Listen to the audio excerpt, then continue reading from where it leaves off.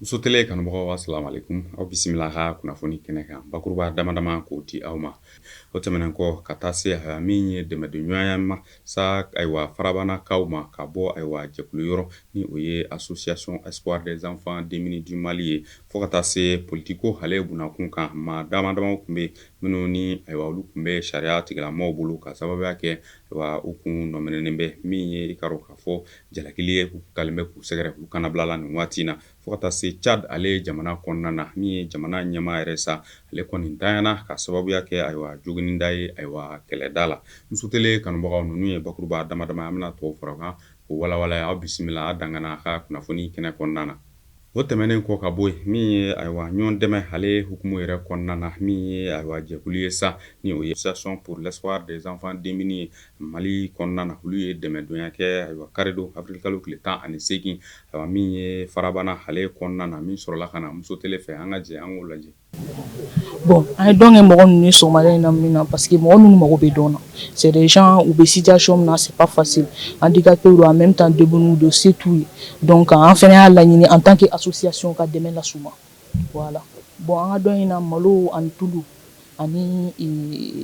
makɔrɔni an y'o de di. Bon, n'i y'a ta k'a lajɛ a musaka bɛ taa à peu près an kun ye budget bɔ budget c'était à 1 300 000 et quelques mais événement na suruyara kojugu donc an sera ka 200 de fɛn ka bɛn activité ma activité in yɛrɛ mumɛ bɛɛ bɛnna 200 dɔɔni de ma. Bon, ne bɛ bɛɛ lajɛlen fo se bɛ mɔgɔ mɔgɔ ye k'a bɛ se ka les personnes vulnérables les couches vulnérables k'u bɛ se k'u dɛmɛ u k'u dɛmɛ quoi parce que personne ne choisit son sort donc u ka bɔ u k'u dɛmɛ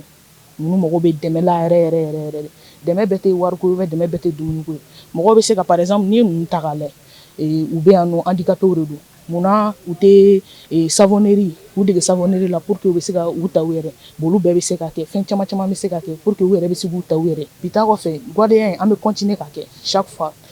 an b'a kɛ tant que on a les moyens. Kɛnɛ ne ka yan a sababu ye yayi diro n'o ye yayi dunya ye a taara farabana kungoya dɔ la yen komi tɔn de b'an bolo n'o ye handicapé tɔn de ye manden kɔnɔ association des usagers de manden farabana wa an ka denmisɛn dɔ bɛ yen tasuma y'a jɔki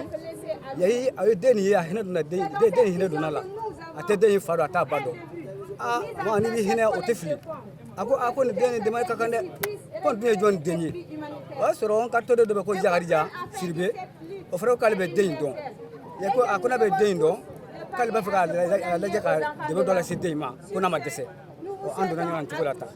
a fana y'a fɔ an ɲɛna k'an ka hakili to ɲɔgɔn na an ka dugawu k'ale ye ko na Ala sɔnna n'a ye dugawu k'ale ye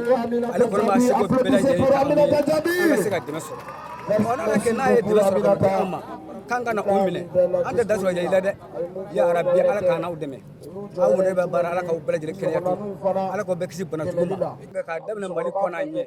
Ala ka hɛrɛ Mali bɛɛ lajɛlen Ala ka Mali sabati Ala ka Mali sabati Ala ka Mali faamaw kan bɛn Ala ka faamaw kan bɛn Ala ka aw minnu bɛ radio baara Ala k'aw kan bɛn Ala k'an kisi juguw tɔɔrɔ ma hakɛto b'a ka sali Ala o tɛmɛnen kɔ min ye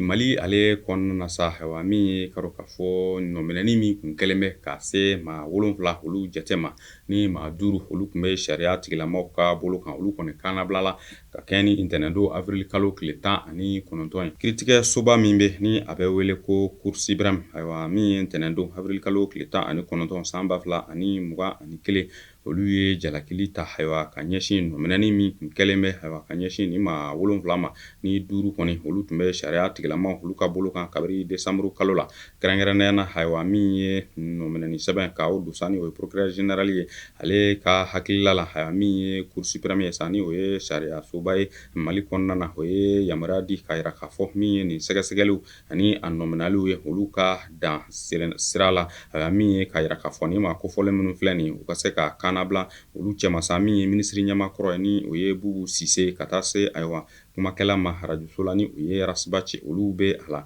kabiri décembre kalo la san 2020 o yɔrɔ la ni maa kofɔlen minnu filɛ ni maa 7 jate don ni 5 kɔni olu sɔrɔla min ka bila sariya tigilamaaw olu ka bolo kan ayiwa k'a jira k'a fɔ jalaki tala ka ɲɛsin u ma ayiwa min ye furancɛla fanga yɛrɛ ale ka se ka ayiwa senkɔrɔma ka a yigiyigi min ye ka senkɔrɔma cɛ ni jalakili kɔni tara ka ni maa kofɔlen ninnu sɛgɛrɛ min ye furancɛla fanga ɲɛmaaw ayiwa olu olu ka min ye fanga a bɛ se ka ayiwa senkɔrɔma cɛ cogoya min na o jalaki o tun talen bɛ k'u sɛgɛrɛ min ye maa 5 kɔni 7 cɛma olu tun bɛ ayiwa bolola min ye kalo 4 jate olu kɔni y'o kɛ ayiwa sariya tigilamaw bolola min ye cour suprême olu kɔni bɔlen filɛ ayiwa ntɛnɛndon avril kalo tile 19 ka yira k'a fɔ nɔminɛni ni sɛgɛsɛgɛli minnu kɛra nin ko la ka yira k'a fɔ dalilu jɔnjɔn t'a la min ye ni maa 5 minnu tun bɛ bolola sa ani ayiwa maa 2 tɔ ni o kelen o ye minisiri ɲɛma kɔrɔ yɛrɛ ye sa ayiwa a sɛgɛsɛgɛliw ani a naminɛliw u ka dan sira la ni maa kofɔlen ninnu u ka kannabila Mali kɔnɔ min ye lakanabaliya ale hukumu kɔnɔna na Jɛnɛ mara ka taa se ɲɔnɔ ale mara ma min ye jadi wale tigilamaw Bamaji wale tigilamaw olu kɔni bɛ halisa wulikajɔ la o munumunu salo la o yɔrɔw kɔnɔna na min ye maa 10 ani kɔ bɔɲɔgɔnko dɔgɔkun tɛmɛnen olu kɔni bɔnɛna u ni na min ye Jɛnɛ Male mara kɔnɔna na wa kamasɔrɔ ɲɔgɔn sɔrɔ fɛ min ye ayiwa donsow olu ni ayiwa Bamaji wale tigilamaw Katiba Masina ma olu ye ɲɔgɔn sɔrɔ min ye k'a fɔ maa caman olu bɔnɛna u ni na kɛrɛnkɛrɛnnena jamana ale camancɛ bolo fɛ min ye Jɛnɛ ale mara kɔnɔna na kamasɔrɔ min ye ayiwa ɲɔnɔ mara kɔnɔna na kalo 1 o kɔfɛ min ni o kɛra tɛgɛnɔbila sɛbɛn ye min ye donsow ale ni Bamaji wale tigilamaw olu ni ɲɔgɔn cɛ min ye ni a bɛ wele nanzarakan na ko cessez-le-feu ni o de ye ayiwa min ye ayiwa mankan a ka se k'a lasa o kalo 1 o tɛmɛnen kɔfɛ sa min ye yanni sigi ka miirika kɛ min kɔni ye maa caman olu ni tora ɲɔgɔn sɔrɔ wale la ni maa kofɔlen ninnu olu ka ayiwa min ye wulikajɔ o sen fɛ kɛrɛnkɛrɛnnenya na o kɔfɛ sa min ye ni maa kofɔlen u ka miirina sen fɛ u y'a yira k'a fɔ u tun ye kalo 1 min ta ka se ka hakili jagabɔ kɛ min ye kɛlɛ ani mankan ni wulikajɔ ani binkani walew ka se ka olu dansira la min ye u ka fɛɛrɛ ni dabali kɛ u ka se ka kɛ ayiwa kudayi min ni a bɛ taa badabada ayiwa si kana se si ma ka se ka o tɛgɛnɔbila sɛbɛn ayiwa ka se ka o waleya min ye donsow olu ni ayiwa Bamaji wale tigilamaw olu ni ɲɔgɔn cɛ Chad ale kɔnɔna na min ye k'olu ka jamana ɲɛmaa min tun bɛ ni o ye Idriss Déby ale ntanyana ka sababuya kɛ ayiwa joginniw ye kɛlɛda la jamana kuntigi min tun bɛ Chad kunna ni o ye Idriss Déby Itno ale ntanyana ka kɛɲɛ ni nin tarata ye ayiwa kamasɔrɔ joginni da fɛ min sɔrɔla kɛlɛda la ale yɛrɛ min ni a ka kɛlɛkɛcɛw u tun bɛ ayiwa kɛlɛkɛyɔrɔ la kɛrɛnkɛrɛnnena ka se ka Bamaji wale o tigilamaw ka olu kɛlɛ ale ka jamana ayiwa min ye o kɛɲɛkayan fan fɛ nin kuma lasera ayiwa Chad yɛrɛ a jabaraniso yɛrɛ kan min ye jamana yɛrɛ olu ka kuma lasela fɛ jamana ɲɛma ni o ye Idriss Déby Itno ale kɛlen kɔ ka san 30 ka o kɛ Chad jamana kunna ale kɔni nin tarata in na avril kalo tile 20 ale kɔni min k'a k'a fɔ joginni da sen fɛ ntanyana ayiwa min ye Chad ale yɛrɛ o kɔnɔna na sa